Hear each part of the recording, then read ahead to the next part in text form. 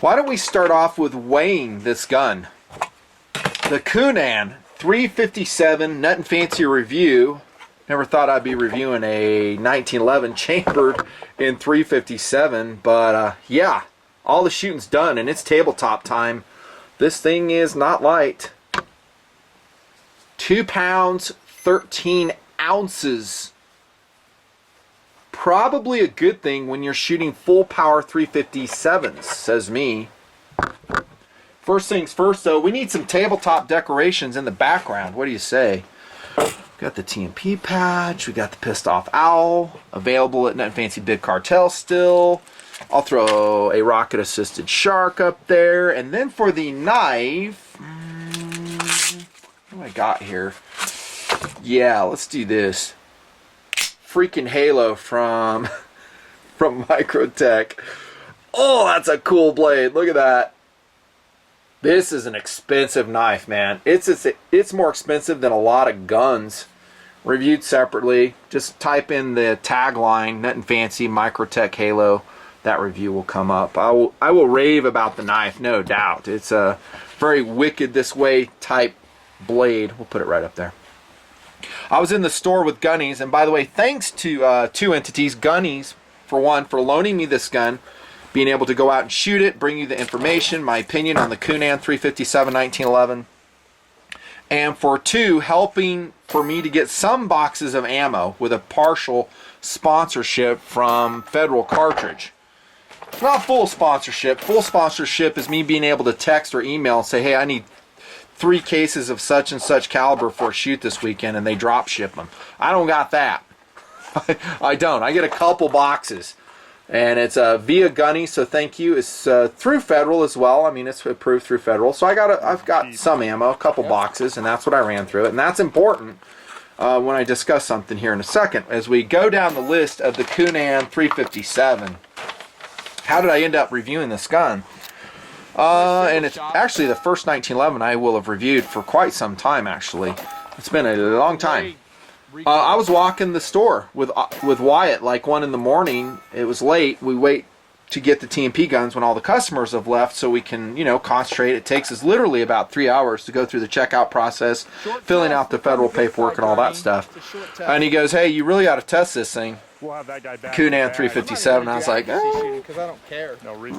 looked at it and I really wasn't super stoked on it, but I was like, okay, something different. You know, I started thinking like you might be right now. I was like, what's the purpose of a 1911 chambered in 357? I thought I'd do a little better.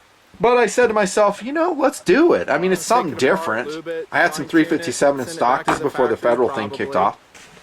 So I went out to the desert with Jardine, and we'll go ahead and cover this now. We're going to talk about 3 things: features, how does it shoot, and would I buy it. We'll talk right now about how it shot. The reliability was really bad, and you'll see inset footage of it. I mean, it was atrocious. But here's a big asterisk. I was not using what could be considered full power 357s. It was Cellar and Bellet, maybe some Fiocchi or something I was running. I did feel at the time that it should run those and not need a specialized 357 load. But yeah, it choked up a lot, failed to go into battery multiple times. It was really bad. I took it back, took the gun completely apart. You'll see that right here. You can see its contingent parts, by the way. It does have a standard size government plug for the recoil spring. See the parts there. It's actually a pretty standard 1911 takedown, I thought. But then I very carefully lubed it up and went back out to the desert, shot it again with the same type of loads, and it still choked. Then I decided, well, I got to give this gun a fair shake. I mean, it's an expensive gun, dudes. I mean, this thing, where's the box? Here it is right here. It is like a $1,500 1911. So actually $1,600. And that's actually a decent price on the Coonan Classic 357. There's the case that it comes in. It comes with a nice padded case, the Coonan does. I've never even heard of the company prior to this, to be totally honest with you. That's what's included in it.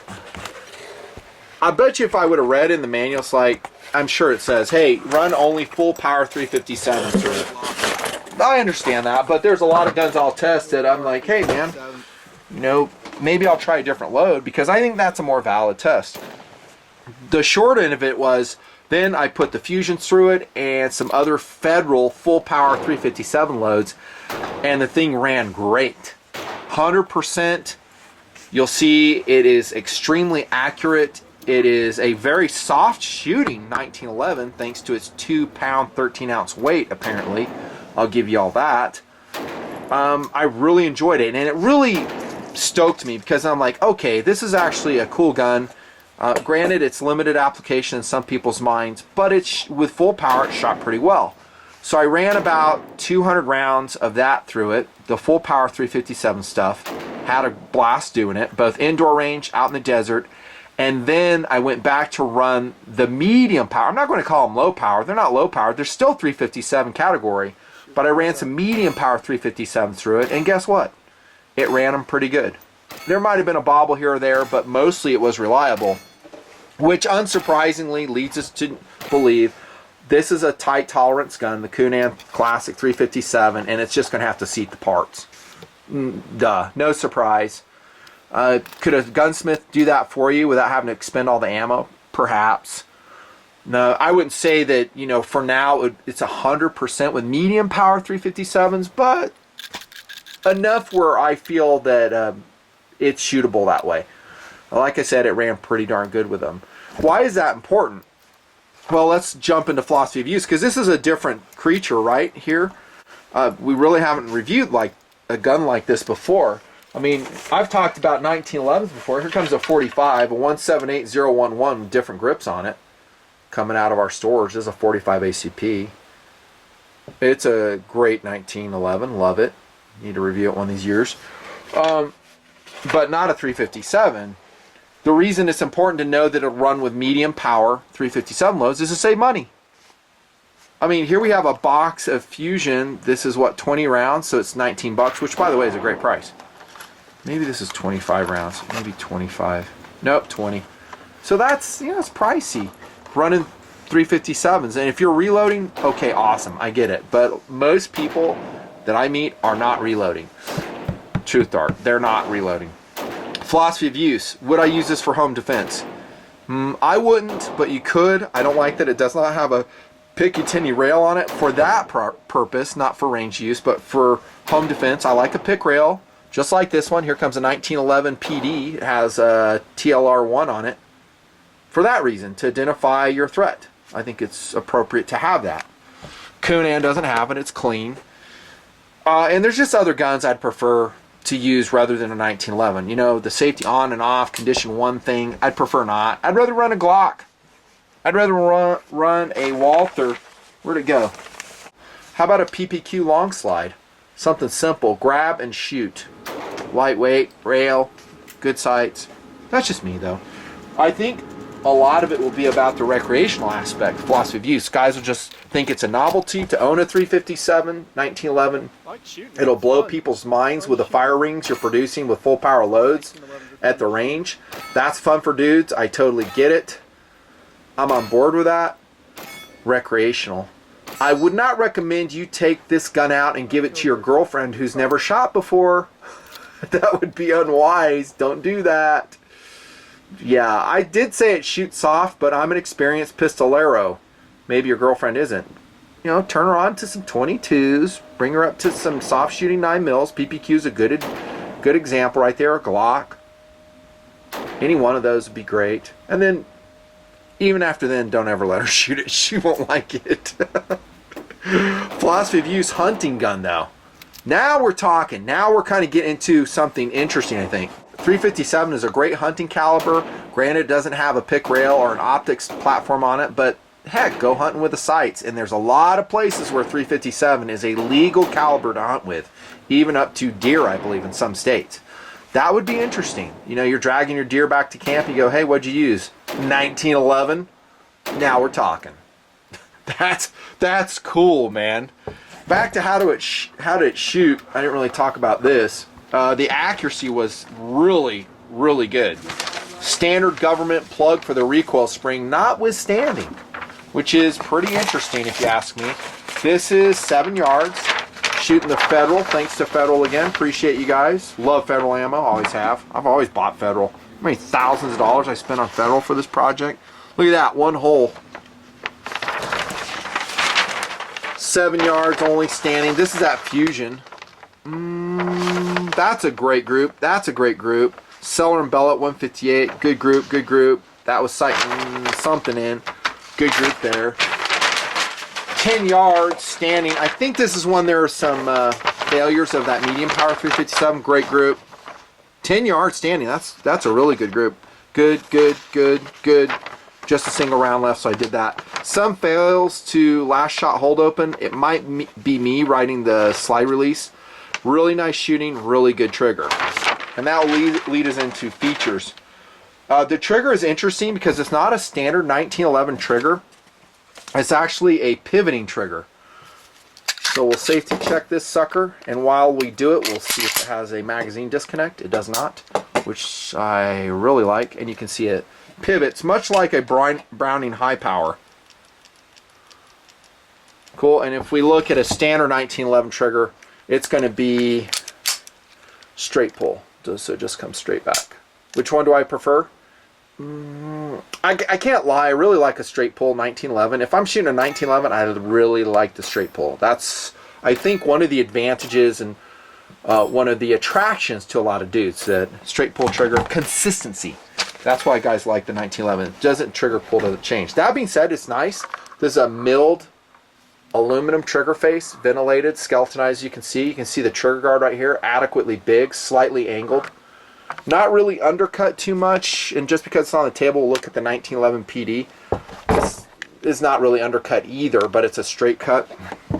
This has kind of an angled frame area right here. Not sure of the wood they're using for the grips. I like it though. Decent. For the price, I would really like to see Coonan, and they might have some variations of this, I don't know. But I'm not really saying the wood's bad, but for the price, I think we should see something a little bit more special. Maybe a bone material, maybe a really nicely milled G10 material, just like SIG uses. Diamond pattern on the back strap, standard grip safety. Bead blasted finish on a lot of the controls, slide release, safety. And let's check that safety. To me, this is a really important thing of how positive the safety is. And that is a good one. One of the hits I did on the 1911 PD is that safety is okay, but I think it should be a little bit more positive. It just doesn't snick quite as positively as I think it should. Big skeletonized ring hammer on the Coonan. Sights, 3-dot Novak steel, standard. External extractor on the Coonan 357. Good look at this side. It's a good look in 1911. Bead blasted on the top for no reflection.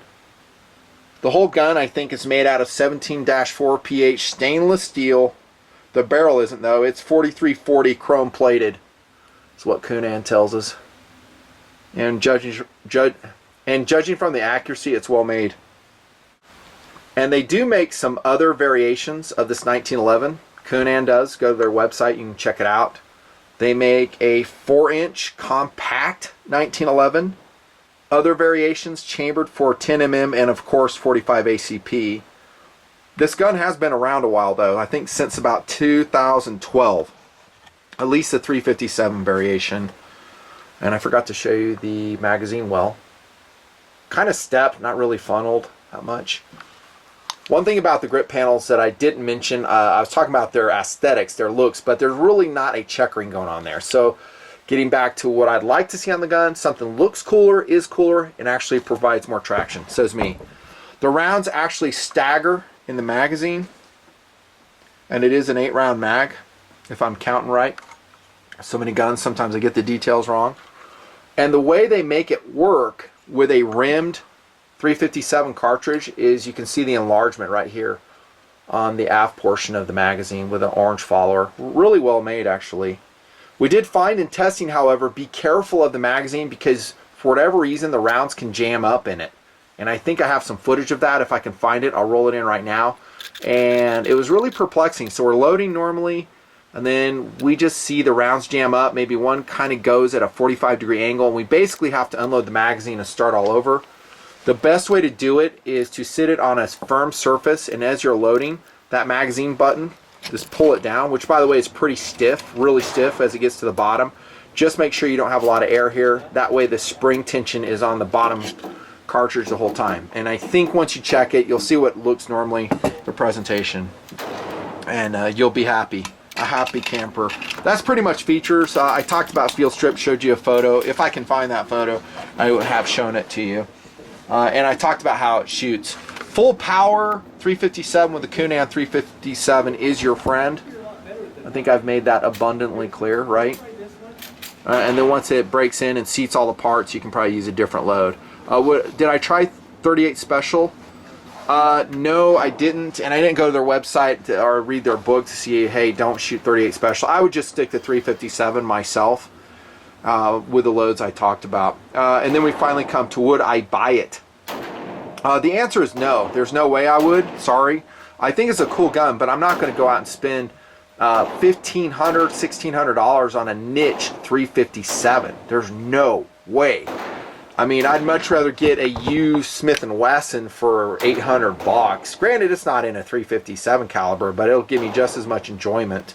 And I really think that's where the gun's purpose lies, is that it's a recreational gun, and beyond that, maybe hunting, home defense, like EDC as a carry pistol. I'd love to see it. An almost 3-pound gun, unloaded by the way. I just don't see it happening. But it does have a very long sight radius, 5-inch barrel. I forgot to mention that. Super accurate. It did become reliable with full power load. So these are upsides. And as a hunting gun, I do think it would be very cool and very different to harvest some game with it. That's my review.